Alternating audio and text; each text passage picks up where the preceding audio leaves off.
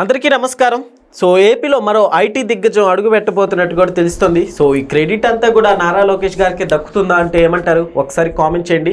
So ఈ అంశం మీద డిస్కస్ చేసే ప్రయత్నం చేద్దాం. ప్రస్తుతం స్టూడియోలో జర్నలిస్ట్ శేషరావు గారు ఉన్నారు. వెల్కమ్ చెప్దాం. Hello sir. Hello sir. ఏంటి సార్ ఆ కంపెనీ ఏంటి అండ్ ఈ క్రెడిట్ అంతా నారా లోకేష్ గారికి దక్కుతుందా? ఇప్పుడు ప్రజెంట్ క్రెడిట్ నారా లోకేష్ గారికి దక్కుతుందంటే, ఇప్పుడు 4వసారి ముఖ్యమంత్రి అయిన తర్వాత చంద్రబాబు నాయుడు గారు అంతకుముందు ఉండేటువంటి ఈజ్ ఆఫ్ డూయింగ్ బిజినెస్ కాస్త స్పీడ్ ఆఫ్ డూయింగ్ బిజినెస్ కింద మార్చేశారు. Yes sir. ఇది మార్చిన తర్వాత పెట్టుబడులు అత్యధికంగా ఆంధ్రప్రదేశ్కి వచ్చాయి. ఇది నేను చెప్పడం కాదు, ప్రభుత్వం చెప్పడం కాదు. ఇప్పుడు ఆల్రెడీ ఫార్చ్యూన్ 500 కంపెనీస్ సంబంధించి ఒక లిస్ట్ వచ్చింది.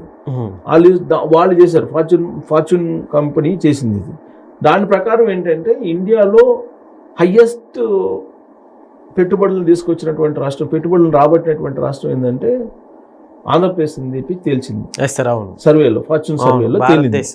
భారతదేశంలో ఇండియాలోనే నెంబర్ 1 అని చెప్పి తేలింది. దానికి కారణం ఏంటంటే ఈ స్పీడ్ ఆఫ్ డూయింగ్ బిజినెస్ అని చెప్పి చెప్తున్నారు. ఆ సర్వేనే చెప్పింది.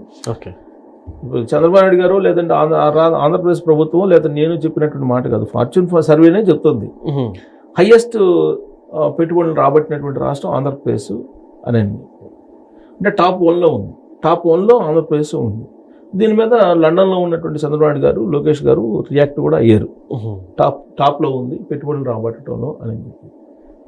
ఎందుకు టాప్లో వచ్చిందంటే ఈజ్ ఆఫ్ డూయింగ్ బిజినెస్ కాస్త స్పీడ్ ఆఫ్ డూయింగ్ బిజినెస్ చేశారని చెప్పి. స్పీడ్ ఆఫ్ డూయింగ్ బిజినెస్ కారణంగా ఇంత రిజల్ట్ ఉంటుందా అని అంటే దానికి ఉదాహరణ ఆంధ్రప్రదేశ్ కనిపిస్తుంది. ఏంటి స్పీడ్ ఆఫ్ డూయింగ్ బిజినెస్ అని అంటే, ఒక ఇండస్ట్రియలిస్ట్ నేను కంపెనీ పెడతానని చెప్పి వస్తే ఆయనకి ఏం కావాలో అవన్నీ చేసి పెట్టే దాన్నే స్పీడ్ ఆఫ్ డూయింగ్ బిజినెస్ అన్నారు. ఓకే. సో ఏంటి, ఏమేం కావాలి ఒక ఇండస్ట్రియలిస్ట్కి అంటే వాళ్ళకి పన్ను రాయితీలు కావాలి, భూమి కావాలి, విద్యుత్ కావాలి, తర్వాత అనువైన ప్రాంతం కావాలి, రిసోర్సెస్ కావాలి, వర్క్ ఫోర్స్ కావాలి, ఇవన్నీ కావాలి.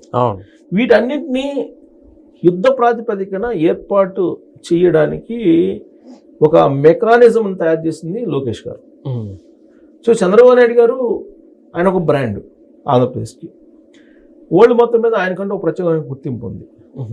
సో దాంతో పెట్టుబడుదారులు జనరల్గా చంద్రబాబు నాయుడు గారు ముఖ్యమంత్రి ఉన్నారంటే అట్రాక్ట్ అవుతారు. ఓకే. సో ఎలా ఉంటుంది అని అంటే, పెట్టుబడులు రాబట్టేటువంటి విషయంలో బహుశా ఇది అతిశయోక్తి అని చెప్పి అనుకోవచ్చు, కానీ కొంతమంది పెట్టుబడిదారులు వస్తే వాళ్ళతోటి ఇంటరాక్ట్ అయ్యేటువంటి తీరు, ఈవెన్ సీఎం బాడీ లాంగ్వేజ్ను కూడా అబ్జర్వ్ చేస్తారంట ఇండస్ట్రియలిస్టులు. ఓకే. ఆ విషయంలో చంద్రబాబు నాయుడు గారు ఇండస్ట్రియలిస్టులకి బాగా నచ్చుతారు అని చెప్పి ఇండస్ట్రియలిస్టులే కొంతమంది చెప్తూ ఉంటారు. ఆ కోణం నుంచి చంద్రబాబు నాయుడు గారు ముఖ్యమంత్రి కాగానే కొంతమంది ఇండస్ట్రియలిస్టులు ఆంధ్రప్రదేశ్లోకి వచ్చి పెట్టుబడులు పెట్టడానికి ఇష్టపడ్డారు. దానికి అదనంగా అడిషనల్గా లోకేష్ గారు తయారు చేసినటువంటి mechanism speed of doing mechanism. ఏంటి ఆ స్పీడ్ ఆఫ్ డూయింగ్ మెకానిజం అని అంటే, వాళ్ళకి ఏదైతే కావాలో అవన్నీ సమకూర్చడానికి యుద్ధ ప్రాతిపదికన ఒక వాట్సాప్ గ్రూప్ని తయారు చేయటం. ఒక 25 మంది సీనియర్ ఎంప్లాయీస్ తోటి, సీనియర్ అడ్మినిస్ట్రేషన్కి సంబంధించి గ్రూప్ను ఒకటి తయారు చేసి, ఓకే, ఒక కంపెనీ వస్తే ఆ కంపెనీకి అవసరమైనటువంటి డిపార్ట్మెంట్ హెడ్స్ని ఆ గ్రూప్లో పెట్టేసి వీళ్ళకి ఏం కావాలో అవన్నీ కూడా సమకూర్చడం.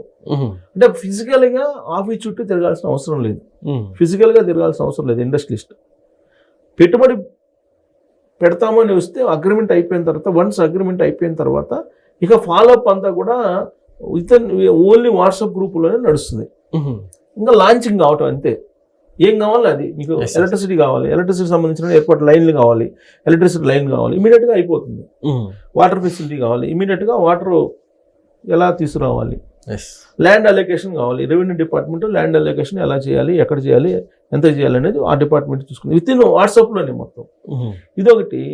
తర్వాత అకౌంట్స్, ఎస్క్రో అకౌంట్స్ని క్రియేట్ చేశారు. అంటే ఎస్క్రో అకౌంట్ ఏంటంటే, ఇప్పుడు గవర్నమెంట్ అకౌంట్స్ నుంచి డైరెక్ట్గా వాళ్ళకి డబ్బులు వెళ్ళిపోతాయి.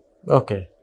జనరల్గా మన ఇండస్ట్రీస్లో పెట్టుబడి పెడతారు, ఇండస్ట్రీ పెట్టిన తర్వాత మీకు రాయితీలు అనేది ఇస్తారు కదా, ఎలక్ట్రిసిటీ రాయితీ, లేదంటే ల్యాండ్కి సంబంధించింది కానీ, లేదా ఇంకోటి లేదంటే జిఎస్టీలో రాయితీలు ఇవన్నీ ఉంటాయి.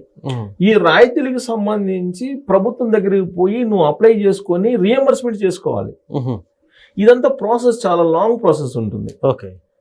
ఇప్పుడేంటి ఎస్క్రో అకౌంట్ పెట్టిన కారణంగా ఈజీగా ఈ ఎస్క్రో అకౌంట్ నుంచి డైరెక్ట్ గా ఈ కంపెనీకి క్రెడిట్ అయిపోతాయి, అమౌంట్ జమ అయిపోతాయి, పోయి అడగాల్సిన అవసరం లే, ఆటోమేటిక్గా ఈ కంపెనీకి జమ అయిపోతాయి. ఈ ఎస్క్రో అకౌంట్స్ని ఏం చేశారంటే గతంలో జగన్మోహన్ రెడ్డి గారు ఎస్క్రో అకౌంట్స్ పెట్టారు. ఈ ఎస్క్రో అకౌంట్స్ని దేనికి ఉపయోగించారంటే ఆయన అప్పులు తీసుకొచ్చుకోవడానికి ఉపయోగించారు. ఎస్క్రో అకౌంట్స్ పెట్టేసి మన రెవెన్యూ అంటే మన డబ్బులు, ప్రజల డబ్బులు ఖాతాలో పడంగానే అప్పులు వెళ్ళిపోయాయి. ఓకే. ఎవరు మనకు తెలిసేది కాదు. అంటే ఉదాహరణ చెప్పాలంటే అందరికి అర్థమయ్యేటట్టు చెప్పాలంటే ఒక ఎంప్లాయీ ఉన్నాడు, ఆ ఎంప్లాయీకి లోన్ ఇస్తారు, కార్ లోను లేకపోతే హౌస్ లోనే ఇస్తారు. ఇచ్చినప్పుడు ఈఎంఐలు క్యాలిక్యులేట్ చేసి చెప్తారు. ఈఎంఐలు క్యాలిక్యులేట్ చెప్పిన తర్వాత ఈ నెలకి శాలరీ 1వ తారీఖు పడంగానే వితిన్ సెకండ్స్ ఆ అమౌంట్ ఈఎంఐ అమౌంట్ వెళ్ళిపోతుంది దానికి. ఓకే. అలా గతంలో అప్పులు ఇచ్చినటువంటి వాళ్ళకి ఎస్క్రో అకౌంట్స్ పెట్టి ఎస్క్రో అకౌంట్స్ నుంచి డ్రా చేసుకునేటువంటి పద్ధతి పెట్టారు.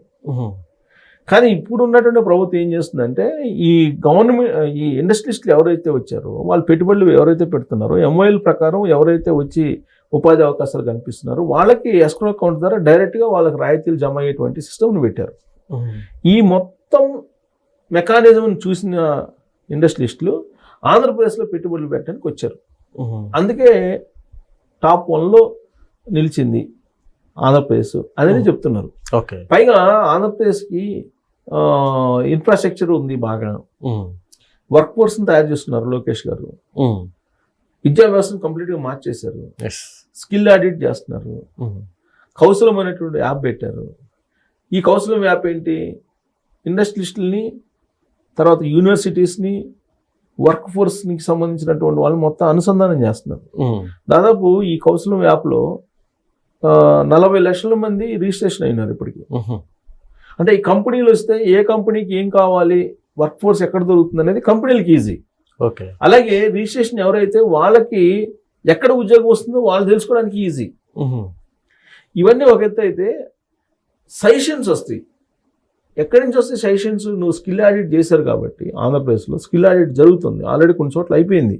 స్కిల్ ఆడిట్ చేసినప్పుడు ఎవరి టాలెంట్ ఎంత, ఏ రంగంలో టాలెంట్ ఉంది, ఐటీ రంగంలో ఎంతమంది ఉన్నారు టాలెంట్ ఉన్నటువంటి వాళ్ళు, వ్యవసాయ రంగంలో ఎంతమంది టాలెంట్ ఉన్నటువంటి వాళ్ళు ఉన్నారు, లేదా నిర్మాణ రంగంలో టాలెంట్ ఉన్నటువంటి వాళ్ళు ఎంతమంది ఉన్నారు, లేదా రవాణా రంగంలో టాలెంట్ ఉన్నటువంటి వాళ్ళు ఎంతమంది ఉన్నారు, ఇలా వాళ్ళ యొక్క టాలెంట్ ఎంత అనే దాన్ని అసెస్ చేసి దాంట్లో పెట్టారు. ఓకే. నైపుణ్యం యాప్లో పెట్టేశారు. కాబట్టి ఇండస్ట్రియలిస్టులకు అవసరమైనటువంటి వర్క్ ఫోర్స్ని తీసుకునేది ఈజీ. ఓకే. ఇప్పుడు కన్సల్టెన్సీలు అవసరం లేదు. ఇప్పుడు కంపెనీలు, ఐటీ కంపెనీలు ఏం చేస్తున్నాయి, కన్సల్టెన్సీలకి ఇస్తున్నాయి. కన్సల్టెన్సీలు వర్క్ ఫోర్స్ని అందిస్తున్నాయి చాలా చోట్ల ఇప్పుడు కదా. అమెరికా నుంచి ఆంధ్ర దాకా అదే జరుగుతుంది.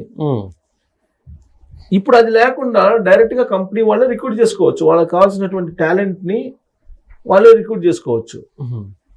అలాగే వీళ్ళు కూడా ఉద్యోగ అవకాశాల కోసం ఎతికే వాళ్ళు కూడా వాళ్ళు డైరెక్ట్గా చేసుకోవచ్చు. సో ఇలా కంపెనీలకి అవసరమైనటువంటి టాలెంట్ని తయారు చేసే దగ్గర నుంచి వాళ్ళకి కావాల్సిన సబ్జెక్టు ఏం కావాలి ఆ సబ్జెక్ట్ని కూడా క్రియేట్ చేసి వాళ్ళని తర్ఫీదు ఇచ్చి వాళ్ళని తయారు చేయటం దగ్గర నుంచి ఇండస్ట్రియలిస్టులకి వర్క్ ఫోర్స్ని అందించేంత వరకు కూడా అన్ని రకాలుగా ఏర్పాట్లు చేసింది ఆంధ్రప్రదేశ్. అందుకే ఆంధ్రప్రదేశ్ టాప్ 1లో నిలిచింది. ఓకే. సో దీంట్లో చంద్రబాబు గారి బ్రాండ్ నేమ్తో పాటు లోకేష్ గారి speed of doing business mechanism ఉంది కాబట్టి టాప్ 1లో నిలవడానికి కారణమైంది. అయితే ఇది చూసిన తర్వాత ఇప్పుడు గూగుల్ డేటా సెంటర్ వైజాగ్లో వచ్చింది. ఈ గూగుల్ డేటా సెంటర్ వైజాగ్లో వచ్చిన తర్వాత అక్కడ ఉండేటువంటి ఎకో సిస్టమ్ మొత్తం మారిపోతుంది. ఇప్పుడు మైక్రోసాఫ్ట్ ఉంది. మైక్రోసాఫ్ట్ రీసెంట్గా ప్రధానమంత్రి నరేంద్ర మోడీ గారితో భేటీ అయ్యారు. ఈ మైక్రోసాఫ్ట్కి సంబంధించి దాదాపు 1,70,000 కోట్ల రూపాయలేమో పెట్టుబడి పెట్టడానికి సిద్ధమైంది భారతదేశంలో. అమెరికాలో ఉండేటువంటి కంపెనీలు ఇవాళ అక్కడ ఉండేటువంటి ఇల్లీగల్ ఇమిగ్రెంట్స్ మీద చేస్తున్నటువంటి రకరకాల ప్రయత్నాలు ప్రభుత్వం ఉంది. దాంతోపాటు ఇమిగ్రెంట్కి సంబంధించినటువంటి చట్టాలను మారుస్తున్న కారణంగా అక్కడ వర్క్ ఫోర్స్ లభించట్లా. అందుకని అక్కడ కంపెనీలన్నీ కూడా ప్రపంచంలో ఏ దేశానికి వెళ్ళాలంటే భారతదేశం డెస్టినీగా వాళ్ళకి కనపడుతుంది. ఈ భారతదేశంలో కూడా బెస్ట్ ఏంటి డెస్టినీ అని అంటే ఆంధ్రప్రదేశ్ కనిపిస్తుంది. ఓకే. సో ఈ ఆంధ్రప్రదేశ్కి మైక్రోసాఫ్ట్ రాబోతుంది. దీనికి సంబంధించి లండన్లో ఉన్నటువంటి లోకేష్ గారు కూడా ఫాలో చేశారు. త్వరలో గూగుల్ ఏ విధంగా అయితే 1,40,000 కోట్లతో సుమారుగా ఒప్పందాలు కుదుర్చుకుందో, అలాగే మైక్రోసాఫ్ట్ కూడా ఒప్పందాలు కుదుర్చుకొని భారతదేశంతో ఆల్రెడీ భారతదేశంలోకి ల్యాండ్ కావడానికి సిద్ధమైంది. కాబట్టి అది ఆంధ్రప్రదేశ్కి మైక్రోసాఫ్ట్ వచ్చే అవకాశం ఉంది అనేది ఇప్పుడు తెలుస్తుంది. సో లండన్ టూర్ అయిపోయి ముగిస్తుంది కదా. సో ముగిసిన తర్వాత ఈ మైక్రోసాఫ్ట్కి సంబంధించిన గుడ్ న్యూస్ని కూడా బహుశా లోకేష్ గారు వినిపిస్తారేమో చూడాలి. ఓకే.